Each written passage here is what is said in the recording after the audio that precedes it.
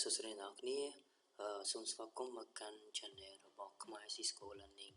អូខេហើយសម្រាប់វីដេអូថ្ងៃនេះគឺយើងតពីវីដេអូថ្ងៃមុនមកដែរអូខេហើយវីដេអូថ្ងៃមុនខ្ញុំបានបង្ហាញឲ្យអ្នកនរគ្នាតាក់ទងជាមួយនឹង Introduction GPO Group Policy Object ក៏ដូចជា Group Policy Management អូខេហើយសម្រាប់វីដេអូថ្ងៃនេះគឺខ្ញុំនឹងបង្ហាញក៏ដូចជាណែនាំអ្នកនរគ្នាតាក់ទងទៅនឹងរបៀបនៃការបង្កើត group policy ហើយធ្វើការ link group policy នឹងទៅកាន់ OU ណាមួយដែលយើងចង់ apply ទៅលើវាអូខេហើយសម្រាប់វីដេអូបន្តទៀតខ្ញុំនឹងបង្ហាញអ្នកនរគ្នាតាក់ទងជាមួយនឹងរបៀបនៃការ backup ក៏ដូចជា restore តាក់ទងជាមួយនឹង group policy អូខេអញ្ចឹងសម្រាប់ថ្ងៃនេះគឺយើងបង្ហាញត្រឹមតែរបៀបនៃការបង្កើត group policy ហើយធ្វើការ link group policy នឹងទៅកាន់ OU មួយណាដែលយើងចង់ apply អូខេអញ្ចឹងកុំឲ្យខាត់ពេលយូរយើងនឹងចាប់ផ្ដើមទាំងអស់គ្នា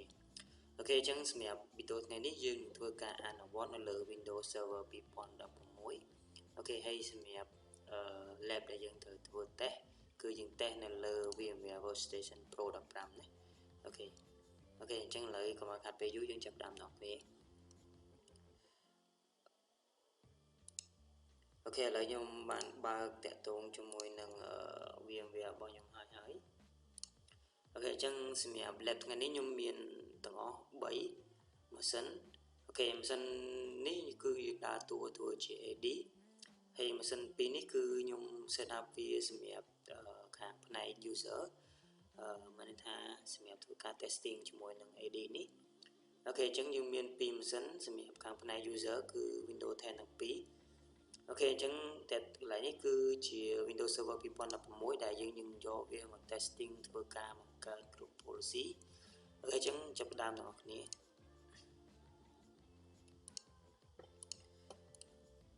អូខេអញ្ចឹងយើងចាប់ផ្ដើមទាំងអស់គ្នាខ្ញុំនឹងធ្វើការបើក group policy management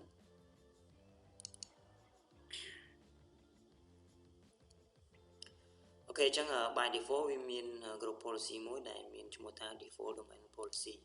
អូខេអញ្ចឹង default domain policy នេះកាលណាយើង configure នៅលើ default domain policy នេះគឺវានឹង cover ទាំងអស់ណាអូខេអញ្ចឹងគ្រប់ department គ្រប់ OU ណាដែលក្រោមdefault domain policy នេះវានឹង apply policy ទាំងអស់នៅពេលដែលយើង configure នៅលើនេះណាអូខេអញ្ចឹង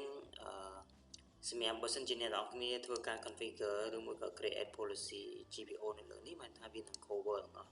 អូខេបើសិនជាអ្នកនរគ្នាចង់ specific នៅលើ OU ណាមួយអ្នកនរគ្នាគ្រាន់តែចុចនៅលើ OU មួយហ្នឹងហើយបន្តមកទៀត right click ហើយ create ចឹងទៅណាអូខេបើសិនជាយើងចង់ apply ទៅលើ IT យើង click លើ IT ហើយយើងយក create GPO អូខេបើសិនជាយើងចង់ cover ទាំង HR ហើយនិង IT យើង select នៅលើកន្លែង testing local នេះតមកទៀតយើង create ចឹងណាអញ្ចឹងវានឹង cover all department ទាំងអស់ដែលយើងមានអូខេអញ្ចឹងសម្រាប់វីដេអូថ្ងៃនេះខ្ញុំនឹងបង្ហាញអ្នកនរគ្នាតាក់ទងជាមួយនឹងការបង្កើត GPO មួយក៏ដូចជា group policy មួយដែលមានឈ្មោះថា map network drive ណាអូខេអញ្ចឹងយើង testing group policy តាក់ទងជាមួយ map network drive អូខេហើយយើងនឹងធ្វើការ apply តែនៅលើ IT ទេអញ្ចឹង HR យើងអត់មានទេណាអូខេអញ្ចឹងចាប់ផ្ដើមអ្នកគ្នាអូខេអញ្ចឹងឥឡូវខ្ញុំ click ទៅលើ IT មានន័យថាខ្ញុំចង់ apply group policy នឹងសម្រាប់តែ IT ទេអញ្ចឹងខ្ញុំ click ទៅលើ IT OU ខ្ញុំ right click ខ្ញុំយកពាក្យថា create a group policy ឬក៏ GPO in this domain អូខេអញ្ចឹងខ្ញុំដាក់ឈ្មោះវាមកឧទាហរណ៍ថា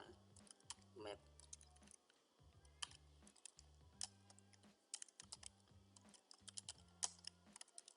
អូខេអញ្ចឹងឧទាហរណ៍ខ្ញុំដាក់ឈ្មោះថា map network drive អញ្ចឹងខ្ញុំ click OK អូខេអញ្ចឹងវានៅពេលដែលយើង create វានឹងនៅ under OU របស់ IT អូខេអញ្ចឹងមានន័យថាសម្រាប់network group policy នេះគឺសម្រាប់តែ IT ទេអូខេឥឡូវខ្ញុំចូលទៅ edit វាខ្ញុំយក edit ខ្ញុំយកពាក្យថាអូខេខ្ញុំ right click ខ្ញុំយក edit ណាអូខេបន្តមកទៀតខ្ញុំយក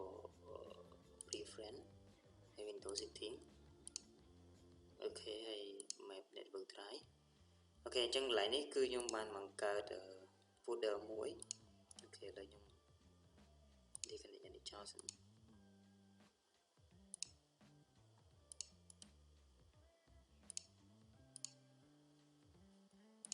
ចឹងកន្លែងនេះខ្ញុំបានបង្កើត folder មួយដែលមានឈ្មោះថា data share ណាអូខេចឹងខ្ញុំ right click ខ្ញុំយក property ខ្ញុំយក sharing ចឹងខ្ញុំ copy share នេះមកអូខេបន្តមកទៀតខ្ញុំចូលមកកាន់ Windows 10 សិនដើម្បីបង្ហាញអ្នកនរគ្នាថាមុននឹងយើង apply group policy តើយើងមាន map network drive នេះ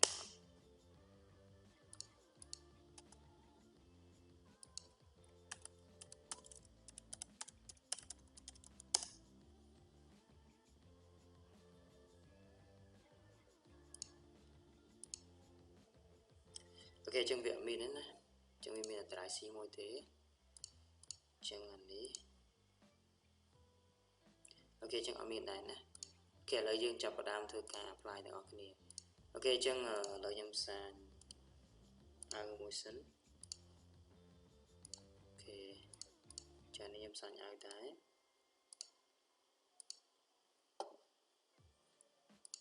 អូខេចឹងម៉ាស៊ីននេះគឺសម្រាប់ខាងផ្នែក HR ណាអូខេចឹងម៉ាស៊ីននេះគឺសម្រាប់ខាងផ្នែក IT អូខេអញ្ចឹងនៅពេលដែលយើង apply គឺយើង apply សម្រាប់តែ IT នេះបើសិនជាយើង apply រួចរាល់ហើយវាដើរហើយយើងនឹងចូលទៅកាន់ user របស់ IT ទៅយើងនឹងឃើញ map network drive ដែលយើង share ចេញពី server តាមរយៈ group policy នេះអូខេអញ្ចឹងខ្ញុំ right click លើវាមកខ្ញុំយក new អូខេកន្លែងនេះខ្ញុំយកពាក្យថា create ហើយខ្ញុំ pass link តាក់ទងជាមួយនឹង share របស់យើង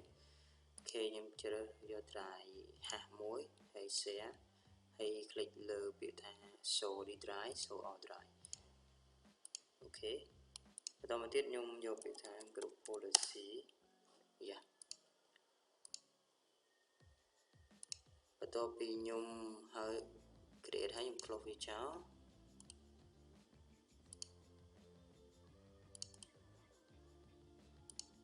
អូខេអញ្ចឹងយើង apply សម្រាប់តែ IT ណាអញ្ចឹងកន្លែងនេះអ្នកនរគ្នាឃើញហើយអូខេបន្តមកទៀត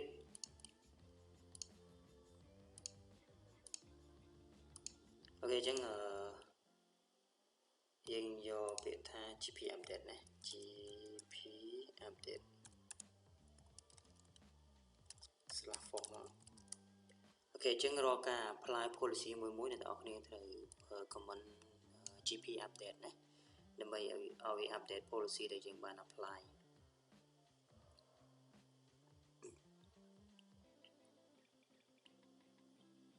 អូខេអញ្ចឹងនៅពេលដែលយើង apply រួចរាល់ហើយសម្រាប់តែ IT ទេអូខេបន្តមកទៀតអ្នកនរគ្នាចូលមកកាន់ Windows 10 នេះដែលយើង log ចូលតាមរយៈ IT user នេះអូខេឥឡូវខ្ញុំចូលមកកាន់វា IT1 អូខេអញ្ចឹងបើសិនជាវា working អ្នកនរគ្នាគ្រាន់តែចុចនៅលើ Windows Explorer នេះមកអ្នកនរគ្នាឃើញ drive ហ្នឹងណាអូខេអញ្ចឹងសម្រាប់ group policy វាដើរហើយអញ្ចឹងអ្នកនរគ្នាឃើញ drive share ចេញពី server របស់យើងសម្រាប់ IT ណាអូខេអញ្ចឹងបើសិនអ្នកនរគ្នាចូលមកកាន់ HR គឺអត់ឃើញទេអូខេអញ្ចឹងព្រោះgroup policy ហ្នឹងគឺយើងបង្កើតសម្រាប់តែ IT ទេអញ្ចឹងអត់មាន HR ទេអូខេខ្ញុំចូលហើយតមកទៀតខ្ញុំចូលមកមើលវាអូខេអញ្ចឹងអ្នកនរគ្នាឃើញមានតែ drive C មួយទេអូខេអញ្ចឹងកន្លែងនេះគឺជាកន្លែងដែលយើងបង្កើត group policy សម្រាប់ apply ទៅលើ OU មួយណាណាអូខេអញ្ចឹងបើសិនអ្នកនរគ្នាចង់ apply ទៅលើ HR អូខេអញ្ចឹងវាមាននៅលើ HR ដែរណាបើសិនអ្នកនរគ្នា apply នៅលើ OU តែ IT ទេគឺមាននៅលើតែ IT ទេអូខេអញ្ចឹងបើសិនអ្នកនរគ្នាចង់ឲ្យវា apply នៅលើ HR ដែរគ្រាន់តែអ្នកទាំងអស់គ្នា click នៅលើ HR តមកទៀតយកពាក្យថា link existing GPO ហើយ select លើឈ្មោះpolicy ដែលយើងបានបង្កើតមកអូខេមក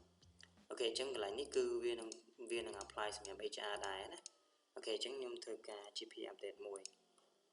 អូខេបន្តមកទៀតកន្លែងសម្រាប់ HR នេះខ្ញុំ log ចូល account របស់ HR នេះបន្តមកទៀតខ្ញុំសាញឲ្យវាមួយមកអូខេអញ្ចឹងបើសិនជាអ្នកគ្នាចង់ apply ទៅលើ OU មួយណាគឺអ្នកនរគ្នាអាច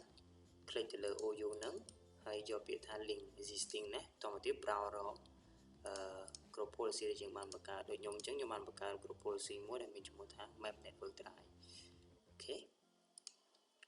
ចឹងបើសិនអ្នកនរគ្នាមាន OU ច្រើនអ្នកនរគ្នាគ្រាន់តែ click លើ OU នឹងមកហើយ click យកពាក្យថា right click លើវាយកពាក្យថា link ណាអញ្ចឹងយើង browse ទៅ draw group policy នឹងទៅអូខេអញ្ចឹងខ្ញុំបាន link ជាមួយនឹង HR មួយទៀតឥឡូវខ្ញុំ log in ចូល HR មុននឹងយើងបាន link វាណាយើងបាន apply group policy នេះសម្រាប់ HR ទេឥឡូវយើងបាន apply សម្រាប់ HR មួយទៀតជាមួយឥឡូវសួរយើង log in ចូលមើលតើវាមានអត់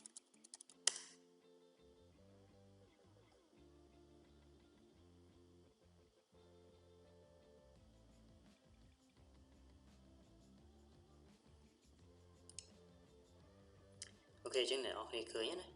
អញ្ចឹងវានឹង group policy ហ្នឹងវានឹង apply សម្រាប់ HR ដែរណាអូខេ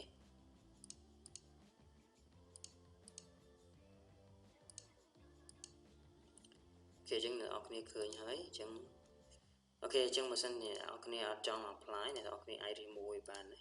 អូខេ right click យើងយកពាក្យថា unlink link enable ដោះឲ្យចេញក៏បានឬមួយក៏យើង delete វាក៏បានដែរណាអូខេអញ្ចឹងមកគឺវា apply សម្រាប់ថា IT ទេអូខេ GP update កន្លែងនេះយើង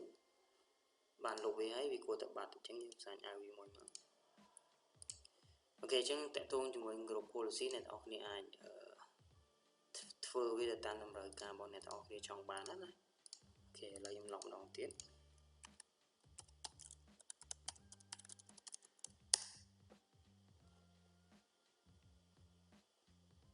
អូខេអញ្ចឹងខ្ញុំចុចលើ Windows Explorer មកអូខេអញ្ចឹងវាបាត់ហើយណាអូខេព្រោះយើង apply តែនៅលើ IT ទេអូខេអញ្ចឹងសម្រាប់វីដេអូថ្ងៃនេះគឺខ្ញុំគ្រាន់តែចង់បង្ហាញអ្នកនរគ្នាតកតងជាមួយនឹងការបង្កើត group policy ហើយធ្វើការ